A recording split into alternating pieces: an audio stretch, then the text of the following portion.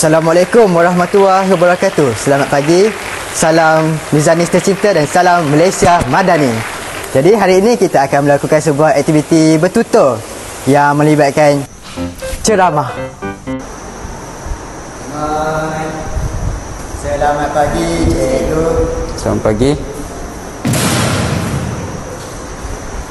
Kamu tahu kenapa dengan cikgu hari ni? Tak tahu cikgu.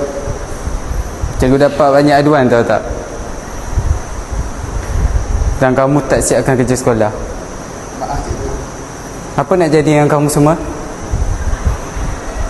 Kamu semua pelajar, tahu tak? Kamu ni kelas nombor 2, tahu tak? Bukan kelas belakang. Kamu patutnya antara yang lain dan lain daripada kelas yang lain. Faham? Kamu semua tak boleh macam ni.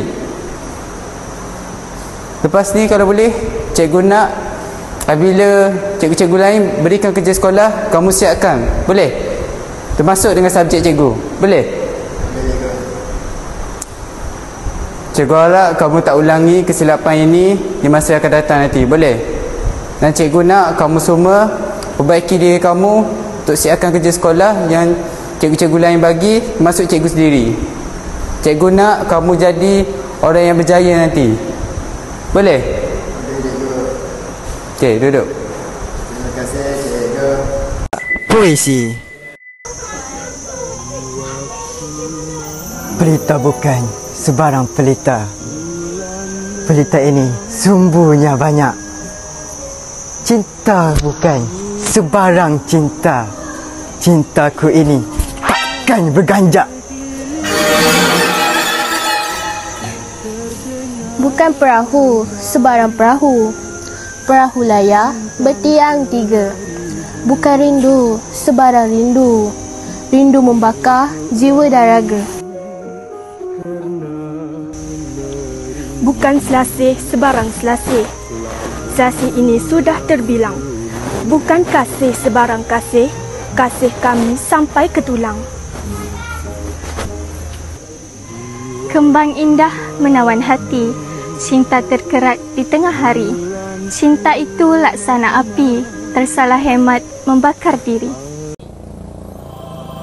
Forum.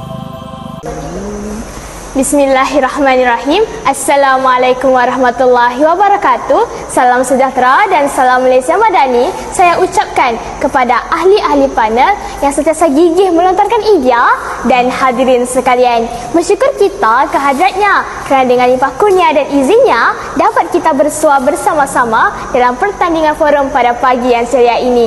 Saya, Kristina Umaira, akan bersama-sama warga dewan sekalian untuk mempengerusikan forum kita yang bertajuk Bahasa Melayu, Citra Bangsa Berdaulat. Pidato. Dan salam sejahtera dan salam Malaysia Madani kepada semua hadirin yang dihormati. Hari ini saya berdiri di hadapan anda dengan penuh semangat dan rasa syukur kerana diberi peluang untuk berkongsi tentang satu identiti yang sangat dekat di hati saya. Saya anak Malaysia.